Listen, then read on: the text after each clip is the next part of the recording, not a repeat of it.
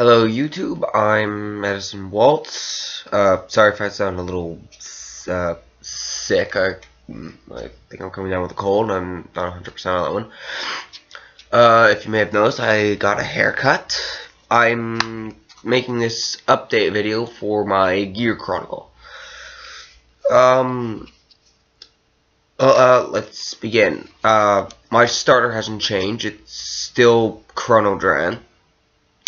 So yeah, that hasn't changed. I do have I finally have enough copies of Steam Battler Urwater. Not sure if I pronounced that correctly, but if you're wondering about the new background, I'm doing this in my living room. Yeah, the stuff there belongs to my mother. So yeah.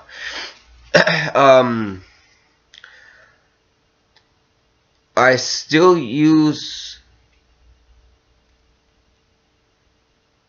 I'm just gonna say dual because it's spelled U-D-U-L, so I'm just going with that.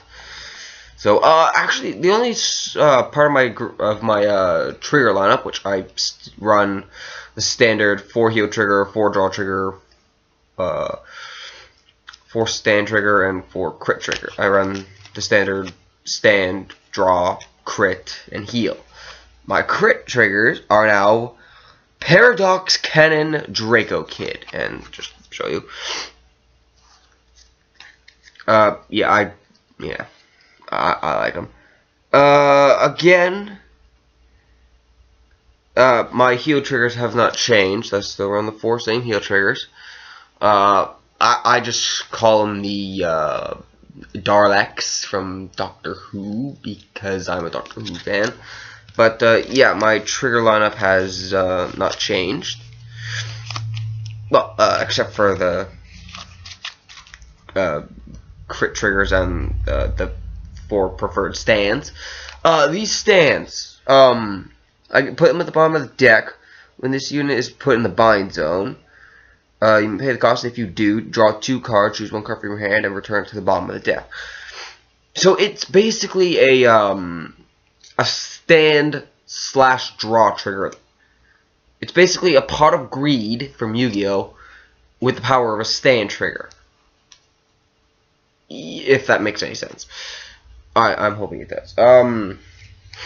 My grade 1 lineup has only changed in 2 cards, but for now I still run my Withdraw Gear Raven, the 4 standard Sentinels. I still run this guy because of his effect, because it was I saw that it was what most people ran, and I've tested it myself. It's actually a decent card, so yeah, I'm gonna run it. For Steam Maiden,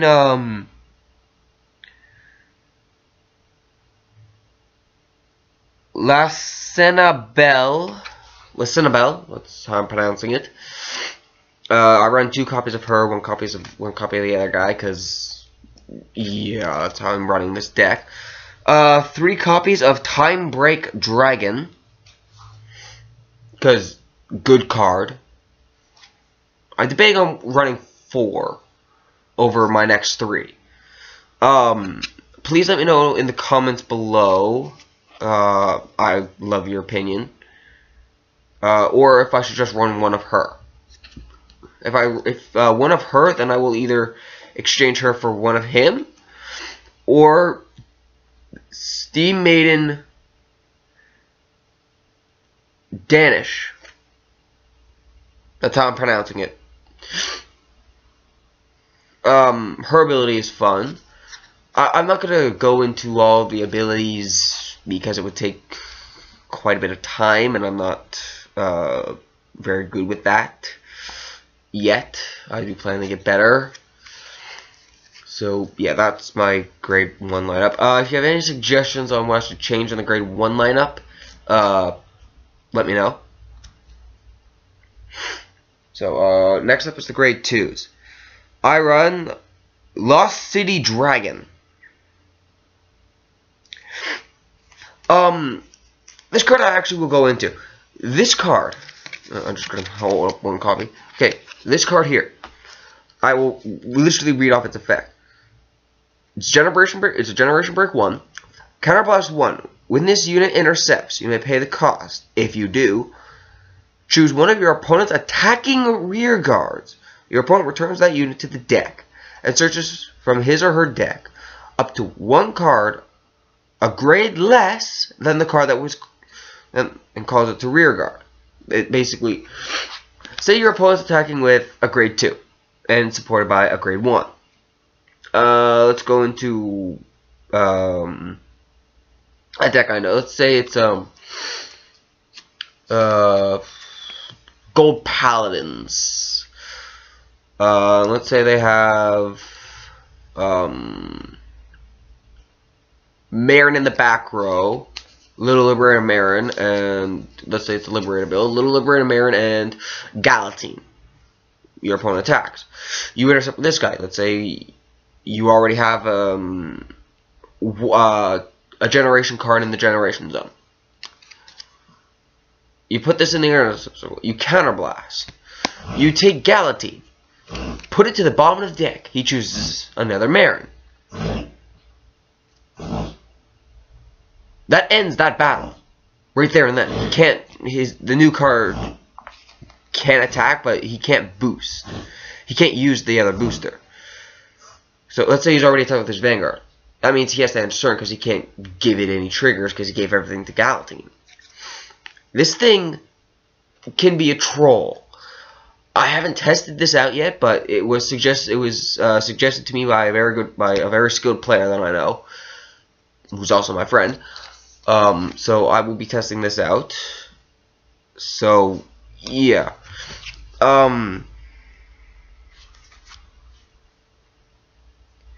Shin is still my other grade 2 because restraint and it can't be, and grade 0s can't guard against. It's basically a Silent Tom with resistance. Well, as long as the unit goes to the bottom of the deck. So this thing is its a non-restraint ability is a Generation Break 1. The rest of it is just yeah, you get the idea now. From the current from the starter deck that came with Metallica Phoenix, the starter deck that came with Metallica Phoenix, not the current one that just came out. Steam Fighter Zamudar. That's how I'm pronouncing the name. There's the picture. Just to have a 10k vanilla in the deck. Again, any suggestions on what I should take out and what I should put in, please let me know down in the comments. I'm going to be moving on to my grade 3s now. First up is Burst Flare Dragon. It's a good substitute for Chrono Dragon if you don't have them first turn, or if you just haven't drawn into them yet. Turn 1, I'm going to read his ability. Turn 1, Generation Break. Choose one of your opponent's rear guards. Put it to the bottom of the deck. When your opponent's rear guard is put into his or her deck, you may pay the cost. If you do, choose one of your rear guards. Sorry, choose one of your rear. I tend to do that a lot. Sorry for that. Let me read it. Generation Break 1, turn 1. This is a Vanguard ability. Choose one of your rear guards, put it in the bottom of your deck. When your opponent's rear guard is put into his or when your opponent's rear guard is put into his or her deck, you may pay the cost. If you do, this unit gains 5,000 power and +1 critical until that turn. Counterblast 1. Soul Blast 1. When this unit is placed on the Vanguard circle, you may pay the cost. If you do, choose one of your opponent's rear guards, grade 1 or less rear guards, put it to the bottom of his or her deck.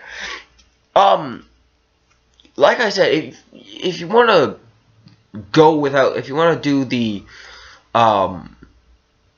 strides without him, like if you want to call Chrono Jet and you want to get that extra critical, but you don't want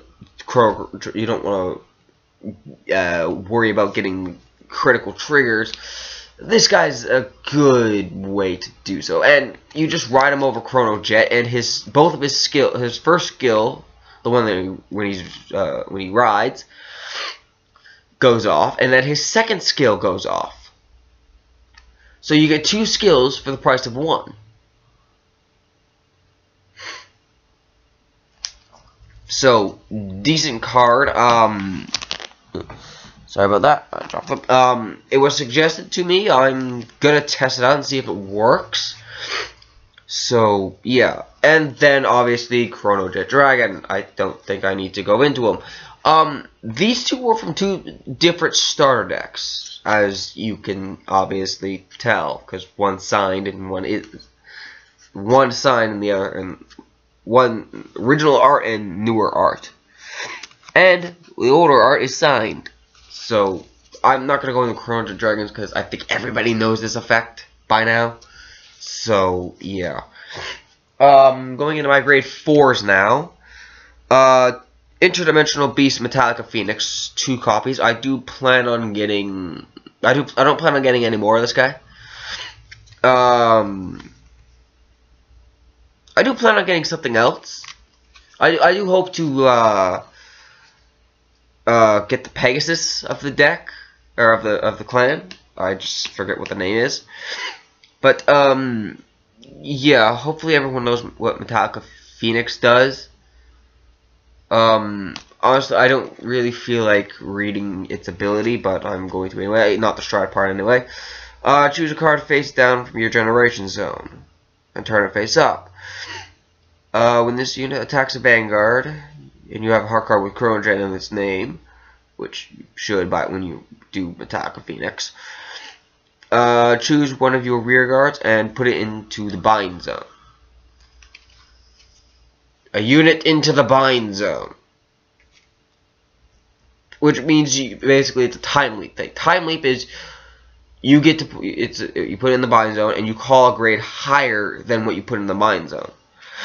So with Chrono Drain, you put him into the bind zone, you call a grade 1, then you call a Chrono Jet. That way you have something to stride with next turn. So you'd have to waste your guards to stride. Next up is I'm gonna do this guy because the other 3 I like. Next up is Interdimensional Dragon Epoch Maker Dragon. I mainly use him for Metallica Phoenix's ability, so I'm not going to read his effect. Because, frankly, it's basically just binding a unit and calling a grade 3. Yeah, when this unit attack hits, choose one of your rear guards. It's when you face up rear guards. If you do, search your deck for a grade 3 card and call it to rear guard circle. Shuffle your deck, and at the end of the turn, oh yeah, you bind the card that you yeah, you bind the rear guard. Yeah, you bind it face up.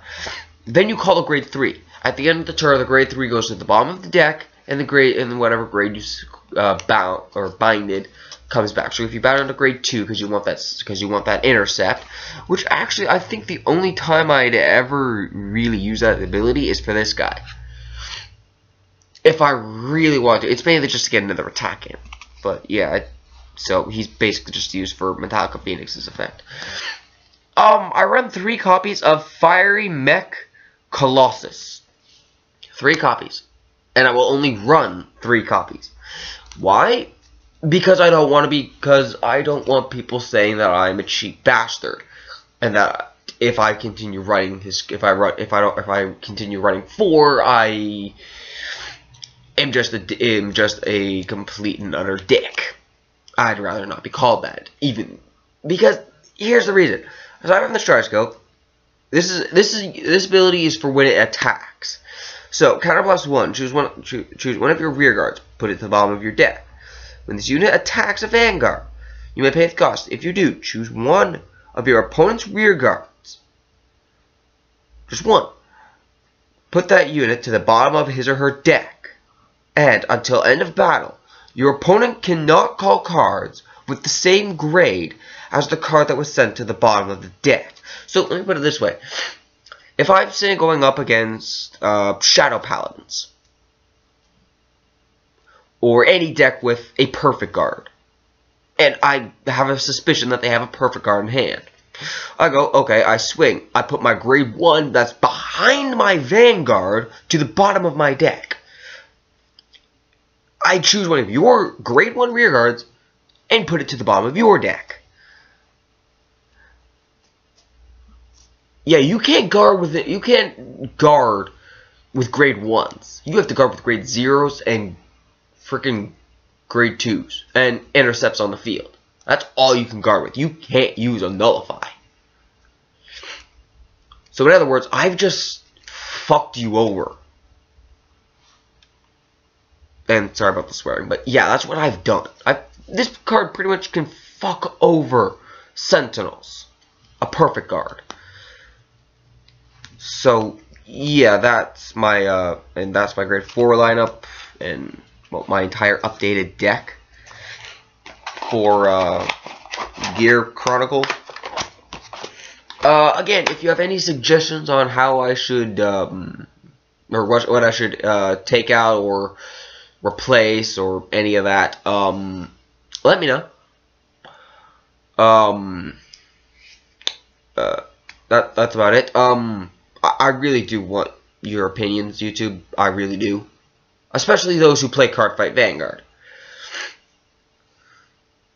So, please let me know. And sorry if I sound sick. I think I might be coming sick, but that isn't going to stop me from making videos. Or at least while I'm still not sick. Again, if there's any reviewers that also want to, well, give me any advice on where I can, or what software I can get to do some video recording for gameplays, any kind of review that I have to have recording systems and recording equipment for, I really would love the help. Also, in the comments, please let me know if it would be a good idea to become partners with YouTube and YouTube itself. If the people who are behind YouTube are watching my videos, which I hope they are, please let me know if it would be a good idea that I do so. And also, please inform me of how the payment thing works, because I'm not 100% on that one. I'd like to know about that, because the information that you do give isn't very helpful on how the money system works. That would be quite helpful.